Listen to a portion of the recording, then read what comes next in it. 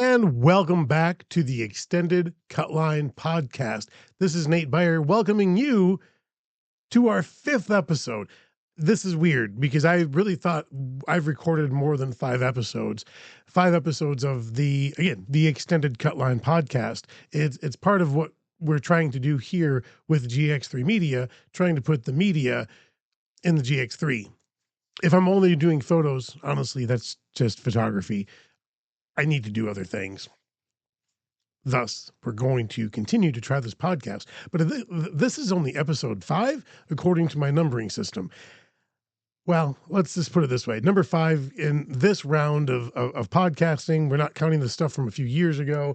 And there are probably 3 or 4 episodes of stuff that aren't counted in this numbering system. Anyways, we have a topic today. A topic that I think it's interesting to talk about, and it's definitely topical for me. What happens when you get attached to a team? This is something we deal with in the media all the time. I always love, and by love, I sarcastically mean love. I love watching all of the momtographers and Uncle Bob photographers that are on the sidelines of a football game or next to a wrestling mat, and they're supposed to be, or well, they're in those positions because they say, "I'm doing this for the team. I'm the team photo mom or whatever. I am the uncle of so and so. I'm photographing this." And you know what? There's nothing wrong with that. But we run into a problem when they start cheering and yelling and using their position to be media or pseudo media in most cases to get themselves a better place to just cheer on kids or to cheer on their own kids in particular. It's something that I've heard discussion about at the WIAA level. It's something that I see over and over again, but nobody ever really explains the rules.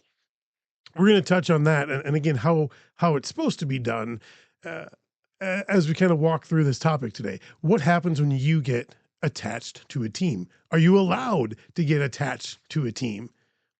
Well, here's the thing. I had a situation a week or so ago. I do get attached to teams. You might not be able to tell, but I do get attached to teams.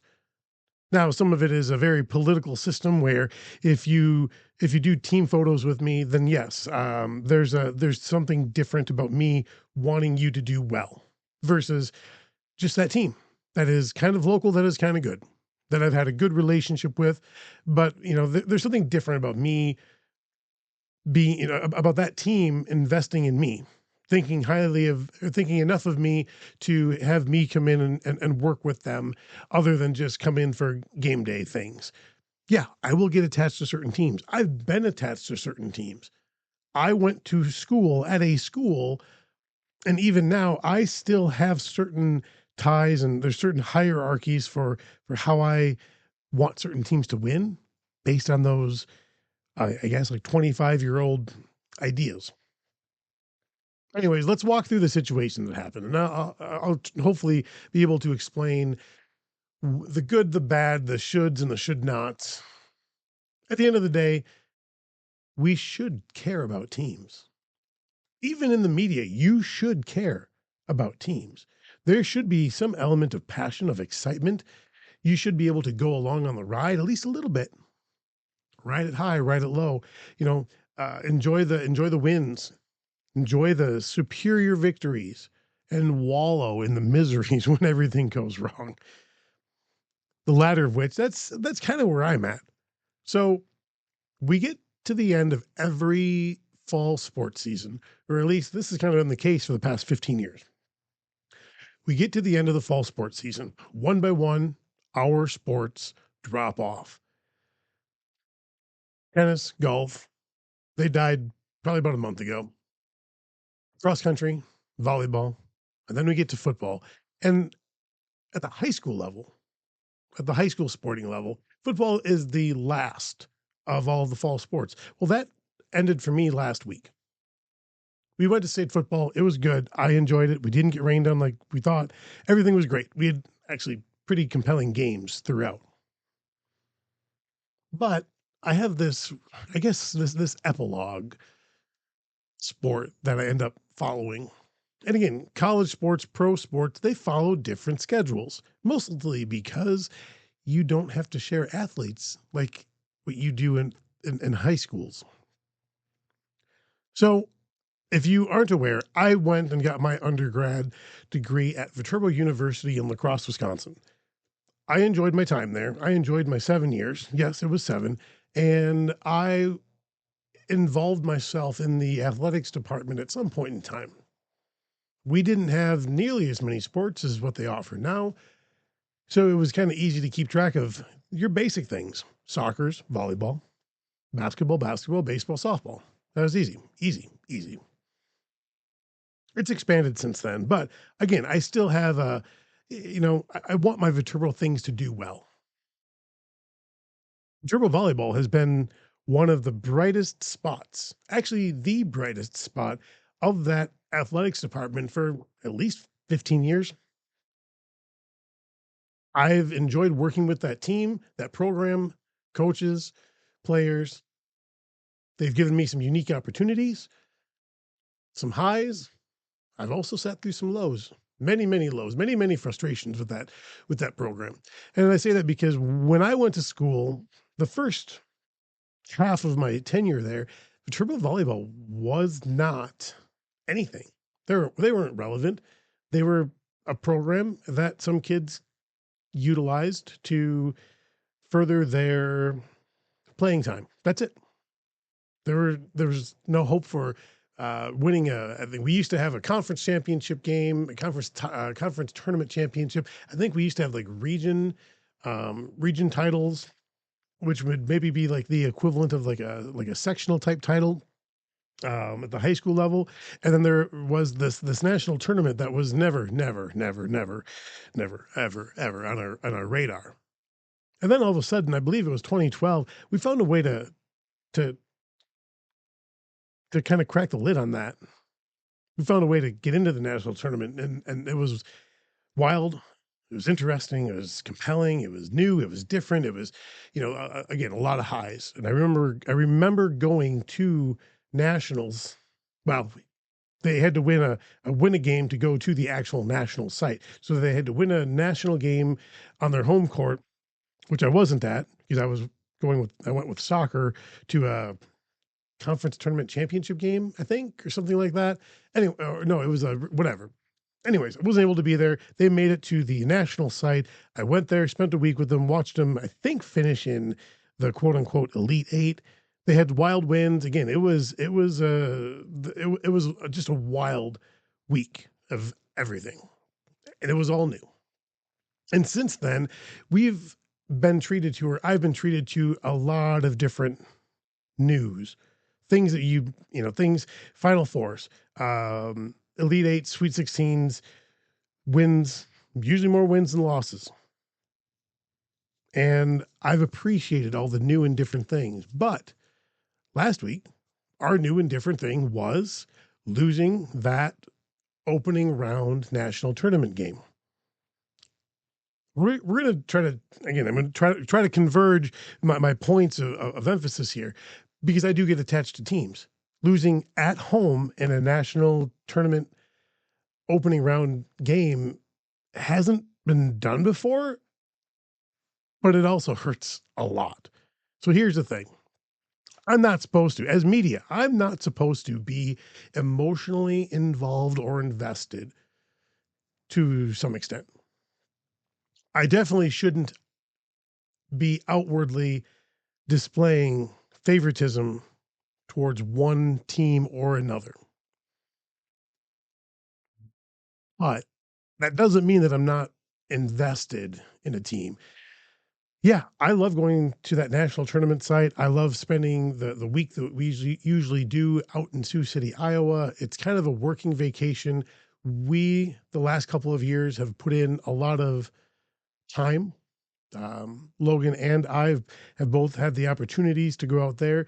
That program has been good to us in terms of taking us out there and putting us up. We've invested a lot of time and energy to try to make that experience better for the athletes and for that program. And that's why it hurts. That's why this one hurts. And I don't know if I've explained this very well. I feel like I've kind of been all over the place. Again, media shouldn't be terribly, terribly, terribly emotionally invested, but they also should be emotionally invested in their teams, the teams that they're covering. Either way, it hurts. This one sucks. There's no other way to put it. And I think it's the circumstances, not so much the guess you can't go to nationals now, but it's the circumstances. Viterbo was up 2-0 in their match against Huntington. It's a school out of in some place in Indiana, I believe. And I thought, they didn't look perfect. I knew that they weren't a perfect team, but Viterbo typically does well. Nice home crowd, everybody's wild, at least for those first two sets, and then things go the other way. Now I'll give you one. One set because no one should get swept, especially in a national tournament match. But sometimes it does happen. But again, I'll give you one. So now you're up 2-1. Things are going not the best, but not the worst. And then the fourth set happened, and I just felt like the energy changed and the mood inside that gym, instead of like a jubilant crowd, I think there was some panic, and I think that there was some doubt, and I think that, quite honestly, I was disappointed in a number of the fans. Students, adults, doesn't matter. Why? Because I distinctly remember things going bad, like a bad series of events. Lost a lot of points, down a bunch. Things just weren't going Viterbo's way. There's a timeout. And for whatever reason, whoever's picking music picked like the worst song you could pick at the time.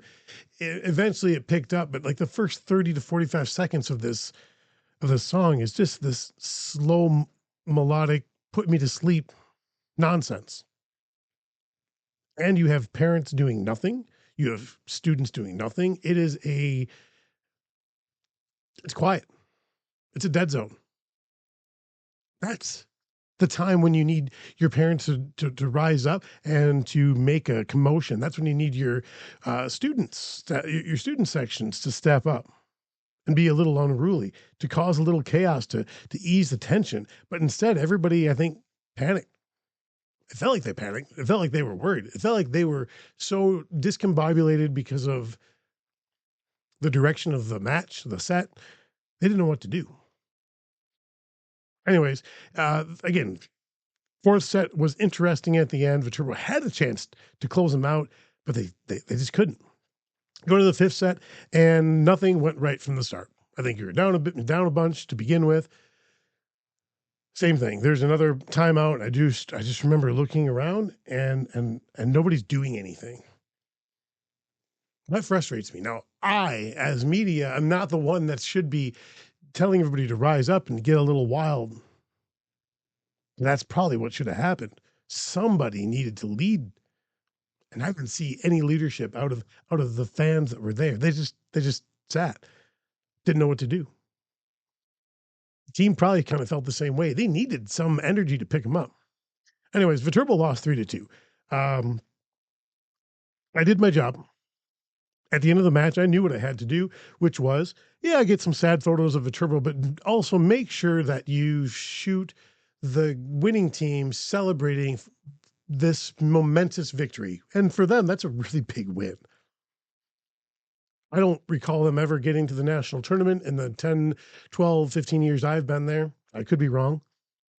Maybe they've been there before, but again, they were a big underdog and they came back after facing a 2-0 deficit to win.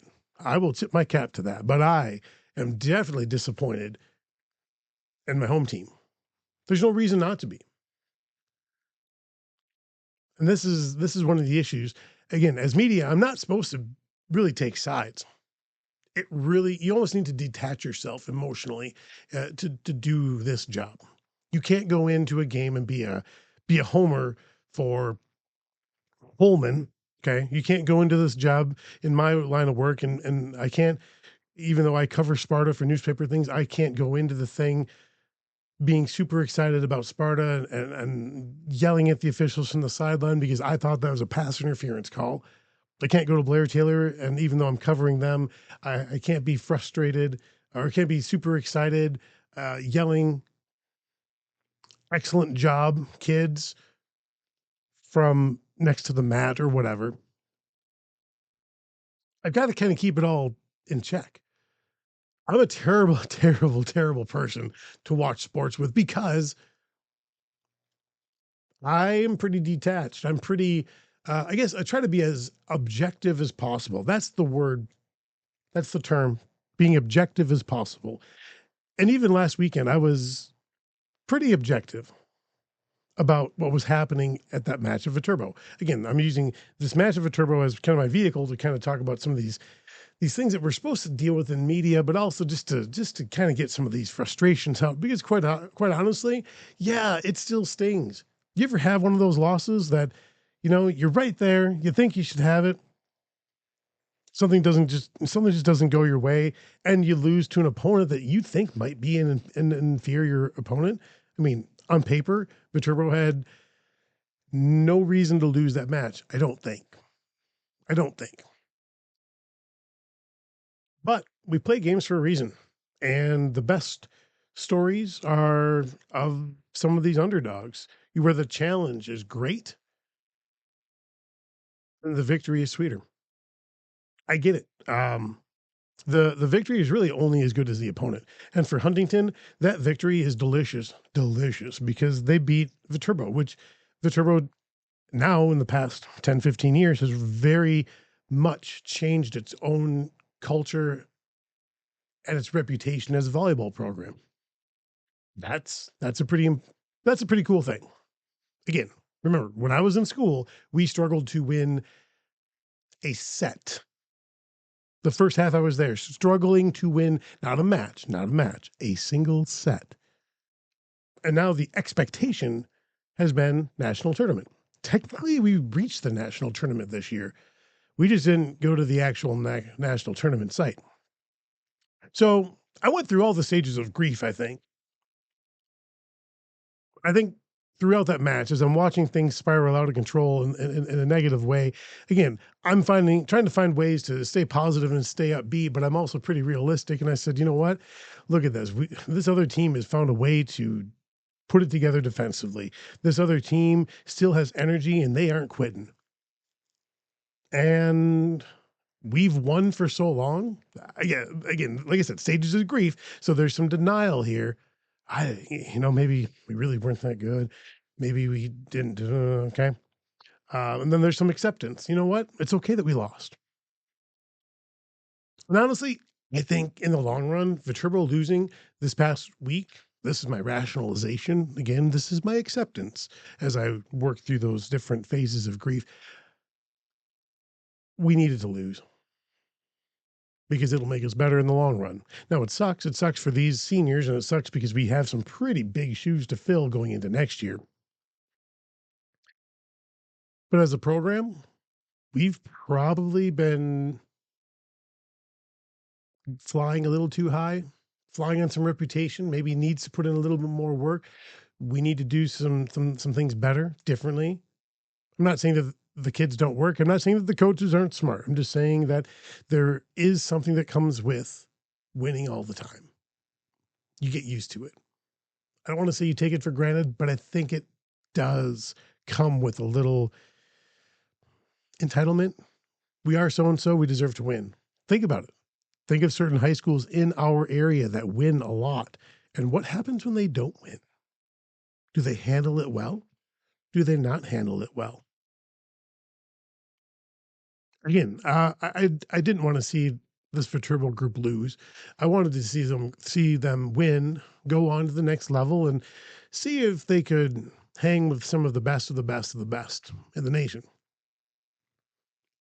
I don't know if we would have performed very well at nationals, but it's just different getting there versus losing when you're up 2-0, losing in front of your home fans. Again, all these things just hurt. And I've seen this happen, not just here. I've seen it happen Every year there's a new story of some team that does this thing, and it hurts. But like I said, the media is not supposed to be attached. It's hard not to. When it's your school, when it's your community, it's hard not to be attached. Now, let's parlay this again. I want to talk about this a little bit more. Just this idea of being attached or not. How should we do it, or how are we supposed to do it if you're media? Again, I see, like I said, momtographers, Uncle Bob's. Um, they're on the sidelines, and I would say a number of them are just fine. They're there. They do the work. They might be wearing clothing or apparel so I can tell which team that they're supporting. I don't really have a big problem with that, but what I do have a giant problem with is when they use that position to become a fan and start yelling stuff. I don't care if it's cheers. I don't care if it's jeers. If it's not the place. If you're going to be media, you have to decide what you are. Are you going to be a fan? Are you going to be a media representative? And I know it takes some of the fun out of it, but we have to pick roles. It's no different than if you're the coach who's also a parent of one of the players. You kind of have to pick those roles. Are you the coach? Or are you the parent? Not necessarily easy decisions, but we have to pick those things, and that's okay. And that's okay. For me, like I said, there's always a team that I maybe care a little bit more about. I guess the best related topic, again, it has to do with my high school. I never wanted to see Royal lose any contests when I was in school. And I never wanted to see them lose anything after I graduated. Why? Because it's my school. Because we are better than you. That's what I was taught.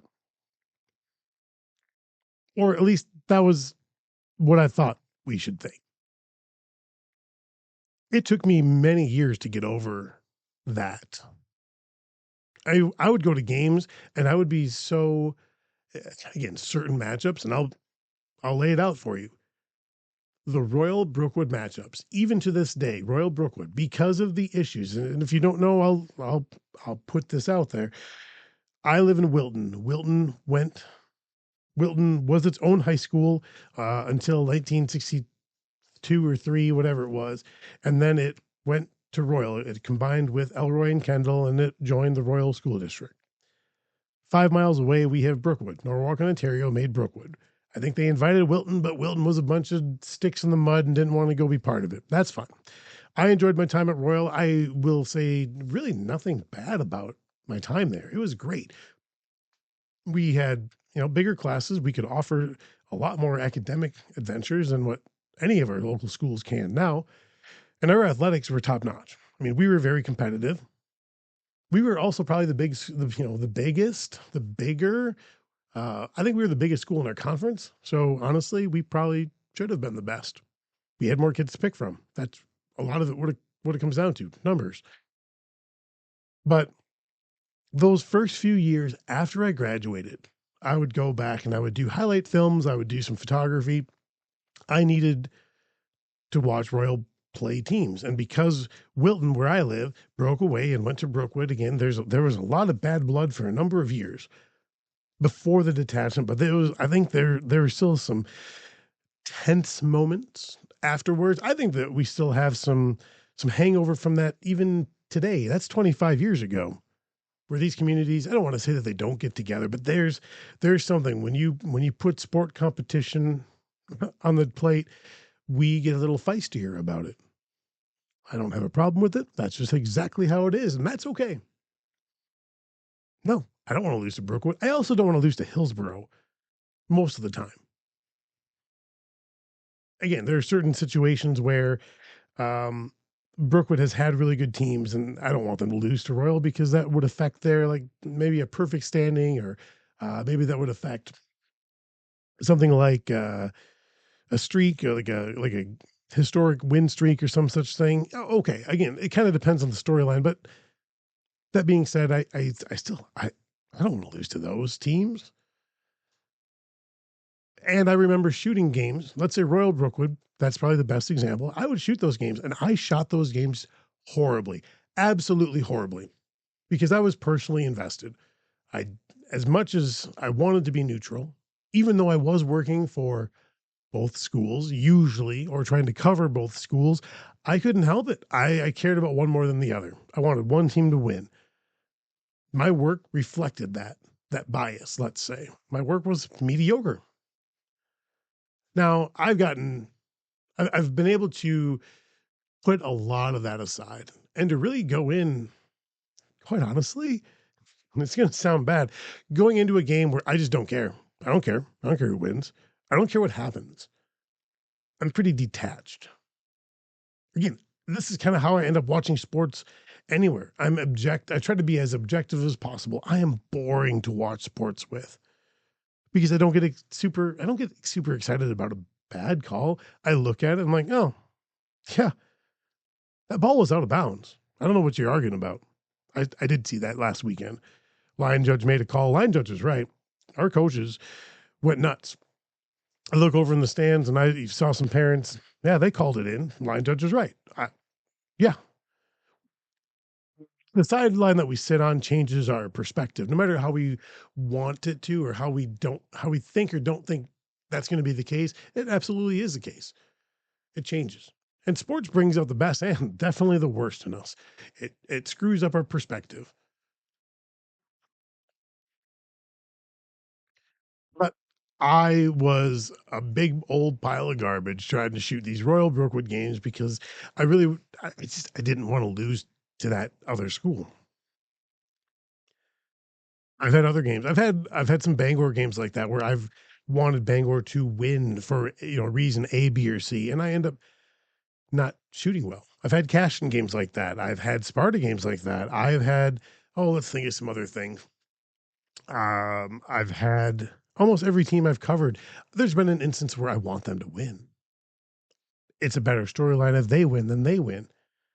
If Team X wins, that's a great storyline. Keep the train rolling. CFC is another one. I've watched certain games from them. I really wanted them to win. Melrose Mindoro wanted them to win. I remember watching Lincoln one night. I think they had a chance to win a girls basketball conference title. I went, I was excited. And again, I probably didn't shoot very well because I wanted a certain thing to happen. I had certain expectations. It didn't happen. So sports with me aren't really, I guess, fun because I don't really allow myself to be a fan. That doesn't mean that I don't enjoy the game. I enjoy the game, I think, almost more because I can appreciate and I try to appreciate both sides. I think it's also terrible because I'm also eliminating the emotional component. So even if my team wins, the high isn't quite as high for you. If you're an avid sports fan, a rabid sports fan, let's say you are a diehard Brewers fan, when the Brewers lose, you are just beside yourself. Depending on the circumstances, you want to jump off a bridge. Hey, I totally get it. For me, I look at it as, well, I guess it sucks. I wanted them to win. Okay. Tomorrow we're going to go make eggs in the morning, and I'm going to go on a walk, and life will continue. I never want to say that sports don't matter because they do. The outcomes do matter. But it's important to kind of keep that in perspective at times, and other times go nuts. I want fans to feel the best part about being a fan is to be a little fanatical. I think if we all had my approach, we're all sitting in the stands just watching the game. I want some of these crazy parents to put on weird costumes to try to get their kids excited or to make, the student section laugh and to keep them loose, to keep them riled up. We can't all just sit and be spectators. Um, somebody's even from a spectator's perspective, you can participate, and that's kind of that's the best part. That's the fun part. Anyways, what I'm trying to say is I got attached to a team and I think I did a fair job of not letting it affect me, but it does affect me. I'm not a robot. I want certain teams to win. There are certain storylines I really want to see play out. That doesn't mean that I don't respect the other coaches. That doesn't mean that I hate those other teams. No, I do hate certain teams, right? Do I hate certain teams? Ooh. No, I don't hate certain teams. I know that there's always a an interesting dynamic when you have a public and private school playing each other.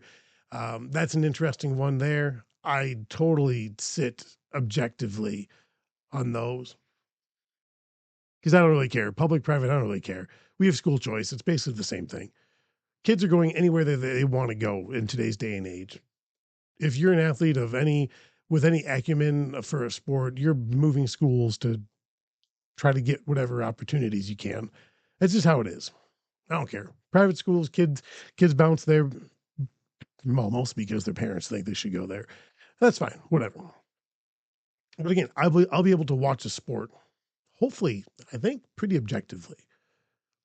But I got attached in this one instance recently here, and I thought I had to talk about it because, hey, I was wrong maybe a little bit to be invested.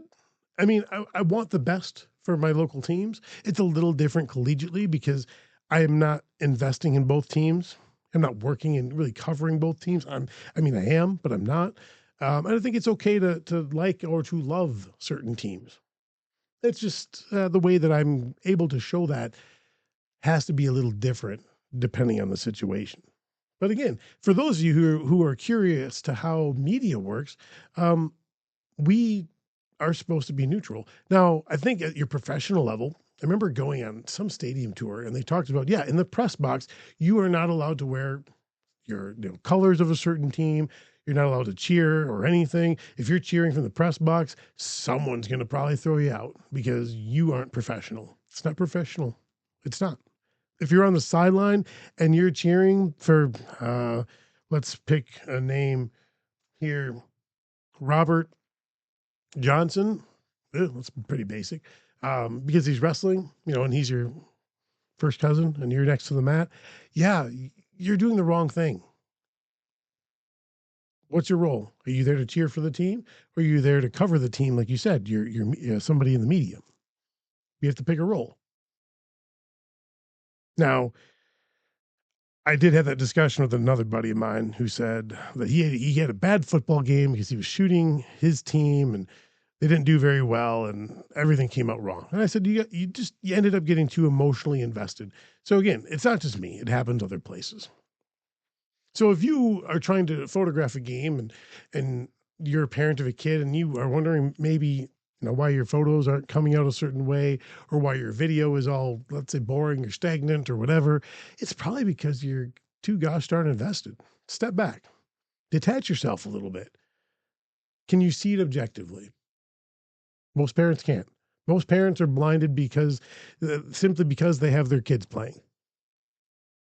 I don't care how you put it. That's just how it goes. If all you care about is the town that you're from, you're it's going to be hard for you to take things objectively at times as well. Anyways, um, I hope this brought some. I hope this brought out a couple of different points that were interesting, just kind of how the media works or shouldn't work, or just hey, yeah, I have some biases. We all have biases, and sometimes they get in the way of work. Although I try not to let that happen.